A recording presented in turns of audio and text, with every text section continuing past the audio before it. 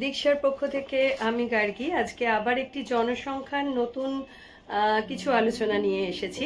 জনসংখ্যা বা population related demographic transitional theory বা জনবিবর্তন তত্ত্ব সম্পর্কে তোমাদের সঙ্গে আলোচনা করেছি। এবার জনবিবর্তন তত্ত্ব ছাড়া কতগুলো জিনিস খুব সোজাভাবে বুঝে নাও। বহু ছেলে মেয়ে তোমরা আছো যারা যে কোনো সাবজেক্টিভ জিনিসগুলোকে খুব মুখস্থ করতে চেষ্টা করো। দেখো, ভূগোল অনার্স নিয়ে যারা পড়ছো ডেফিনেটলি একেবারে ওয়ে আউট ছিল না, তাই জন্য জিওগ্রাফি নিয়ে পড়ছো নিশ্চয়ই নয়। তাহলে এখানে নিশ্চয়ই তোমাদের সাবজেক্টটার প্রতি ভালোবাসা রয়েছে। তাহলে যদি সাবজেক্টটার প্রতি তোমাদের ভালোবাসা থেকে থাকে তাহলে আমি বলবো যে জনসংখ্যা বা distribution of density of population কোনো একটা জায়গায় কি কি কারণের জন্য ভ্যারি করছে সেটা কিন্তু অবশ্যই তোমাদের জেনে নেওয়াটা দরকার। এখন কোনো একটা জায়গায় ডেমোগ্রাফিক এই যে পপুলেশনের যে বিবর্তনটা হচ্ছে তার সঙ্গে ডেন্সিটি অফ পপুলেশনটাও তো কোনো কোনো জায়গায় কোথায় বাড়ছে কোথায় কমছে, এর অনেকগুলো কারণ থাকে। যেমন ধরো ফিজিক্যাল ফ্যাক্টর যদি আমরা বলে থাকি তাহলে ক্লাইমেট আছে, টোপোগ্রাফি আছে, মাটি আছে, তারপরে তোমার অন্যান্য যে জিনিসগুলো ওয়াটার বডিজ আছে এবং অবস্থান বা লোকেশন আছে। আর ইকোনমিক ফ্যাক্টর যদি আমরা বলে থাকি তাহলে খনিজ পদার্থ, অর্থনৈতিক ফ্যাক্টরের মধ্যে সামাজিক সাংস্কৃতিক কারণ, রাজনৈতিক কারণ, এই সব জিনিসগুলোই কিন্তু ভীষণভাবে প্রয়োজনীয়। তো যে কারণের জন্যই হোক পপুলেশন ডেন্সিটি ডিস্ট্রিবিউশন সম্পর্কে আমরা যখন পড়ব তখন ধরো আমরা কোন একটা জায়গার ফিজিক্যাল ফ্যাক্টরটাকে কিভাবে পপুলেশনের ক্ষেত্রে কাজে লাগছে সেটাকে বলি। ধরো তোমাদের কাউকে বলা হলো কলকাতার যে কোনো জায়গাতে ডেন্সিটি অফ পপুলেশন কোথায় কিরকম টু সাম এক্সটেন্ট ভ্যারি করে। এর মধ্যে কিছু জায়গা আছে পপুলেশন ডেন্সিটি খুব বেশি, কিছু কিছু জায়গার পপুলেশন ডেন্সিটি কম। সেটা আমরা কলকাতার মধ্যে এদিক থেকে ওদিক যাতায়াত করবার সময় সেই জিনিসগুলো সম্পর্কে যথেষ্ট আইডিয়া করতে পারি। এখন প্রশ্ন হচ্ছে যে কেন বেশি কেন কম। দেখো, কলকাতা একটা নোন প্লেস, একটা সমতল এলাকা এবং নদী বন্দরের কাছাকাছি এলাকা। যে এখানে যে কোনো জিনিসের বিজনেস ওরিয়েন্টেড কোনো ফিনিশ প্রোডাক্ট বাইরে পাঠাতে বা বাইরে থেকে কলকারখানাজাত কোনো জিনিসকে নিয়ে আসতে দুটোর ক্ষেত্রেই খুব ভীষণভাবে কাজে লাগে। দ্বিতীয়ত, যদি কোনো মানুষ বিজনেস ইনভেস্টমেন্টের কথা ভেবে থাকে তাহলে কলকাতায় করছি কথাটা বললে তার পক্ষে যে কোনো জিনিসের ক্ষেত্রে ক্যাপিটাল পাওয়াটা যতটা সহজ হবে অন্য জিনিসের ক্ষেত্রে কিন্তু ততটা সহজ হবে না। সুতরাং এমনিতেও যদি আমরা ভূপ্রাকৃতিক দিক থেকে বলে থাকি কোনো সমতল এলাকায় মানুষের বসবাস করার যে প্রবণতাটা, সেই প্রবণতাটা যতটা কাজ করে ততটা চড়াই উতরাই বা পাহাড়ি অঞ্চলে থাকার ক্ষেত্রে। এখন ম্যান টু ম্যান ভ্যারি করে। যারা পাহাড়ে থেকেই অভ্যস্ত তাদেরকে সমতলে আনলে যেমন ভালো লাগবে না, ম্যাক্সিমাম লোক যারা সমতলের সঙ্গেই যুক্ত তাদেরকে পাহাড়ে বেশি দিন রাখলে তারা থাকতে পারবে না। এবার আমাকে কলকাতাতে যদি কোনো মানুষে 1 কাঠাও জমি দেয় সেটা আমার কাছে অনেক মূল্যবান যদি কেউ জয়সলমীরে 5 কাঠা জমি দেয় তার থেকে।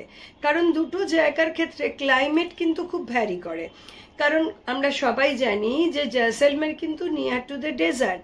এখন বর্তমানে সায়েন্টিফিকভাবে সেই জিনিসটা যতটাই ডেভেলপ হোক বা আগের থেকে অনেক কিছু জিনিসই এখন অনেক চাষবাস হচ্ছে, ডেভেলপমেন্ট এগিয়ে গেছে, চড়া ধরনের ক্লাইমেট থাকা সত্ত্বেও মানুষের পক্ষে সেই জায়গাগুলোকে অ্যাকাস্টম করে নেওয়া বা সেই জিনিসটাকে একসাথে অ্যাডজাস্ট করে নেওয়া সুবিধাজনক হয়েছে।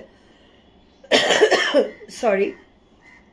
তো এই কারণে সেক্ষেত্রে একটা জিনিস হচ্ছে যে স্বভাবতই আমি এরকম একটা চরম হাবাপন্ন জলবায়ুর ক্ষেত্রে সেই জিনিসটা করার থেকে চাইবো কি যেখানে সমতল হবে, যে জিনিসটা আমার পক্ষে খুব সুবিধাজনক হবে, সেই রকম জায়গায় আমি থাকবো।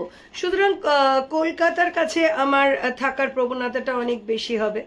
অবস্থানগত দিক থেকে যে সমস্ত জায়গাগুলো দেখতে পাওয়া যায় স্থলভাগ জলভাগের পরিপ্রেক্ষিতে হতে পারে, আবার কোনো জায়গার মহাদেশের অবস্থান অনুযায়ী কেন্দ্রীয় অবস্থান না পরিসীমাগত অবস্থান, পাহাড় পর্বত সংলগ্ন অবস্থান, সড়কপথ, রেলপথ, জলপথ কোন জায়গার সঙ্গে যুক্ত রয়েছে, সেটার কীরকম ইম্পর্টেন্স, অর্থনৈতিক ইম্পর্টেন্স কীরকম, সেই জায়গাটার ইকোনমিক ডেভেলপমেন্ট কীরকম, এই সব জিনিসগুলো কিন্তু ভীষণ রকম ভ্যারি করে।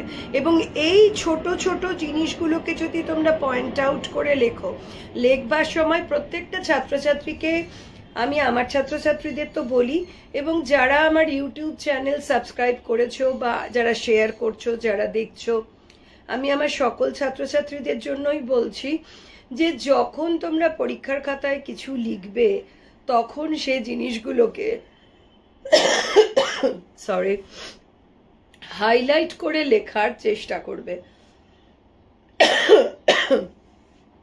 হাইলাইট করে লেখার চেষ্টা করলে যে জিনিসটা তোমরা করছো সেটা অল্প লিখলেও চোখে পড়বে। মেজর পয়েন্টের ওপরে হাইলাইট করে অল্প ডিসকাশন করো। একটা জিনিসের ইতিহাস যদি তুমি লেখো কোনো মানে নেই। আমি অবস্থান নিয়ে ইতিহাস লিখতে পারি, ভূপ্রাকৃতিগত অবস্থান, জলবায়ুগত অবস্থান বলো, সেই জায়গাটায় জলাশয় আছে কি নেই, ল্যাটিটিউড লঙ্গিটিউডের পজিশন কি, ভারতের কোনো সামুদ্রিক রেলপথে সংযোগস্থলে রয়েছে কিনা, সেটা সড়কপথ, রেলপথ বা জলপথ কোন জায়গার পয়েন্টে, মিটিং পয়েন্টে রয়েছে, তার উপর ডিপেন্ড করে কি কি হচ্ছে।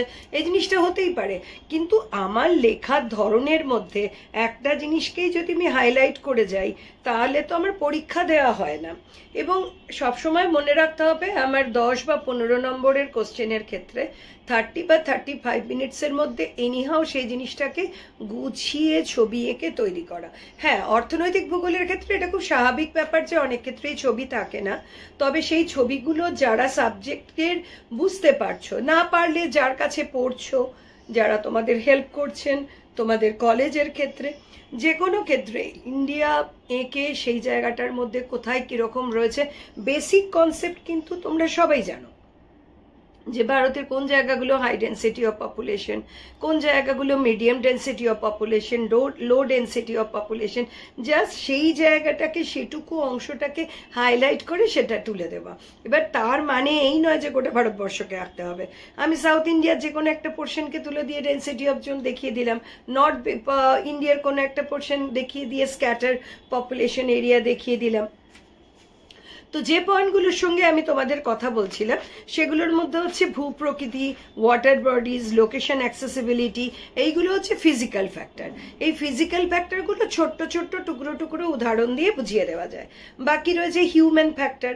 হিউম্যান ফ্যাক্টরের মধ্যে যেমন ইকোনমিক ফ্যাক্টর, কোনো স্থানে যদি দেখা যায় স্থাপনের সাথে সাথে সেই জায়গাটাতে পরিবহন কিরকম, ট্রান্সপোর্ট, কমিউনিকেশন, ডেফিনেটলি একটা মানুষ যখন তার বাড়িঘর তৈরি করে বা কেনে, ট্রান্সপোর্টেবিলিটিটা তো দেখবেই, যে আমার গন্তব্য, আমার রোজগারের জায়গা, আমার মানে বিজনেসের জায়গা, আমার রোজ পড়াশোনা করতে যাওয়ার জায়গা, স্কুল, কলেজ, হসপিটাল, এইগুলো আমার বাড়ি থেকে কতটা দূরে এবং সেটার জন্য আমাকে কতটা যেতে হচ্ছে বা কতটা যেতে হচ্ছে না। তো সেই জিনিসগুলো দেখবার জন্য আমাকে ন্যাচারালি যে কোনো জায়গায় যখনই আমি করব সেখানে আমার পরিবহনগত সুবিধা রয়েছে কিনা দেখতে হবে। জনঘনত্বকে প্রভাবিত করার আরেকটা কারণ হচ্ছে শিল্পের বিকাশ। শিল্প এমন এক ধরনের জিনিস যে শিল্প বিকাশকে কেন্দ্র করে একটা স্কুল, কলেজ, একটা ছোট্ট দোকান থেকে শুরু করে হসপিটাল পর্যন্ত অনেক কিছু গড়ে ওঠে। যেমন ধরো দুর্গাপুর, আসানসোল, রাঁচি, জামশেদপুর, এগুলো কিন্তু সবই আয়রন অ্যান্ড স্টিল ইন্ডাস্ট্রিকে হাইলাইট করে পুরো একটা শহর তৈরি হয়েছে। পরবর্তীতে সেখানে অন্যান্য জিনিসগুলো তৈরি হয়েছে, সেটা নো ডাউট, কিন্তু প্রথম তৈরি হওয়ার জায়গাগুলো কিন্তু সেটা। এবার সেখানে হাই কোয়ালিফাইড ইঞ্জিনিয়ারটাকে ডেলি কাজ করা মজুর পর্যন্ত প্রত্যেকটা লোকের নিত্য নৈমিত্তিক প্রয়োজনীয় অনুযায়ী জিনিসগুলো কিন্তু সেখানে পাওয়া যায়। সুতরাং ডে বাই ডে সেটেলমেন্টে সেখানে গ্রো করতে থাকে। সোশিও কালচারাল ফ্যাক্টর জনসংখ্যা বন্টনের প্রতিফলনকে সামাজিক গঠন, বর্ণভেদ, রীতি নীতি, মূল্যবোধ, এগুলোর প্রতিফলন হবেই। যে বাস্তববাদী সমাজে সামাজিক মর্যাদা, ধর্ম, কোন জায়গায় কোন ধর্মের মানুষ বেশি বসবাস করে, এবার তুমি ধর্মকে বাদ দিয়ে সমাজকে এগিয়ে নিয়ে যেতে পারবে না। এই জিনিসটা এমন নয় যে ধর্ম ছাড়া চলবে না, কিন্তু ব্যাপারটা কিরকম জানো তো, এটা এলেই মানে কান টানলে মাথা আসার মতন ব্যাপার স্যাপার।